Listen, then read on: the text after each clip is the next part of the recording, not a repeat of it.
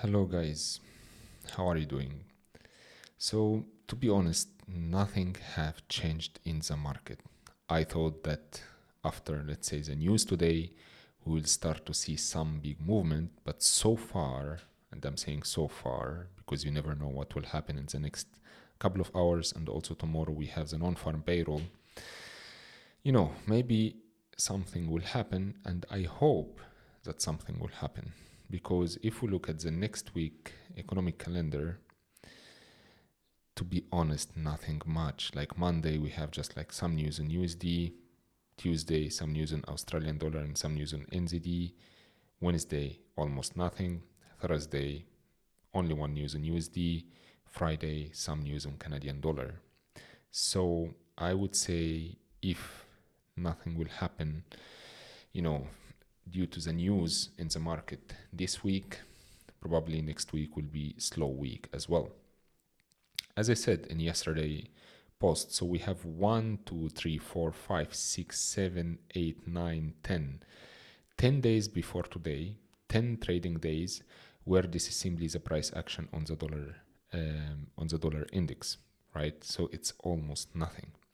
But what I want to tell you actually, and what I want to show, is simply how the market behave before such major news.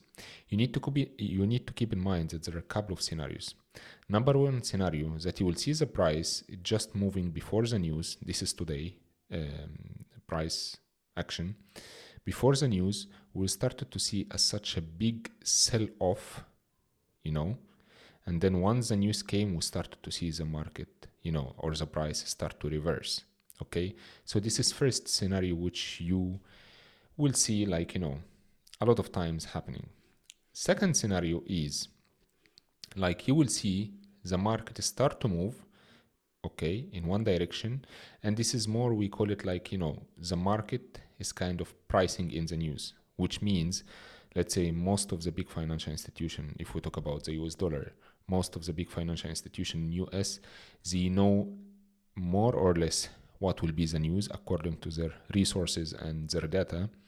So they know what the news will be, and they use this knowledge to just get actions into the market. Let's say if they know that the news will be negative to US dollar, so you will start to see the whole week, even before the news, where simply there is a sell off on dollars, okay, and vice versa.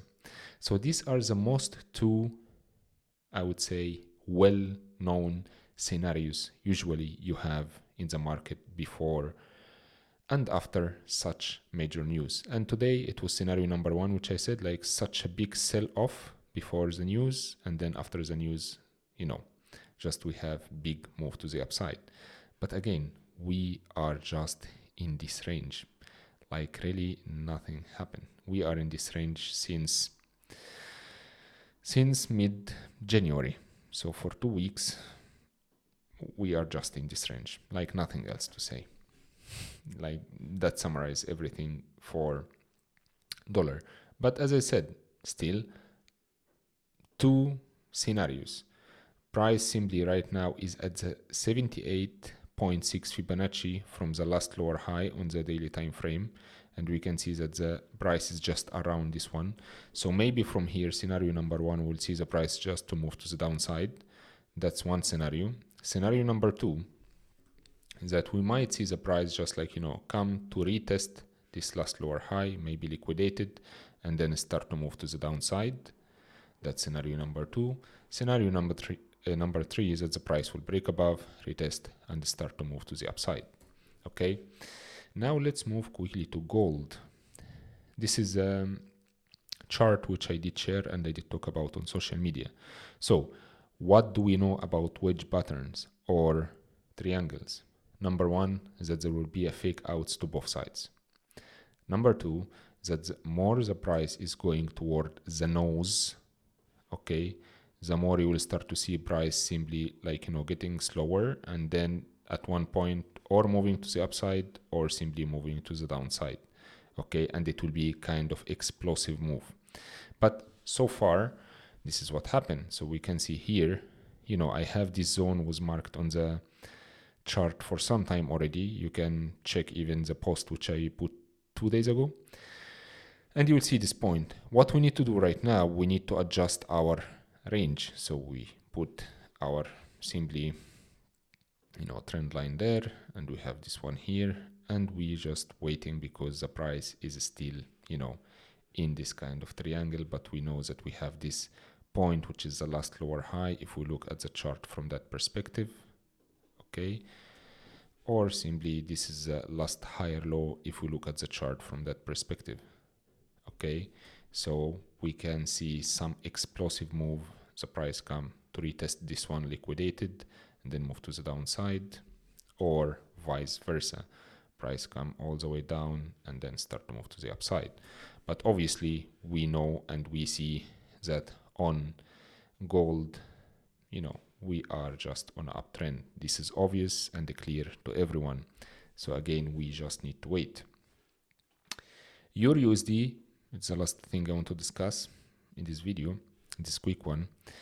To be honest, the market is so annoying on Euro USD. So we were on this overall range here, where simply the price, was just moving, creating tops and bottoms and nothing else. And then we started to see that the price broke below this range, but then it got into another, range, where simply price start to create tops and bottoms. And right now, I would say the prices start to create range inside the range, which just shows how simply the price is really behaving. Like we almost have two tops here and two bottoms here. So right now we are just range inside range in another range.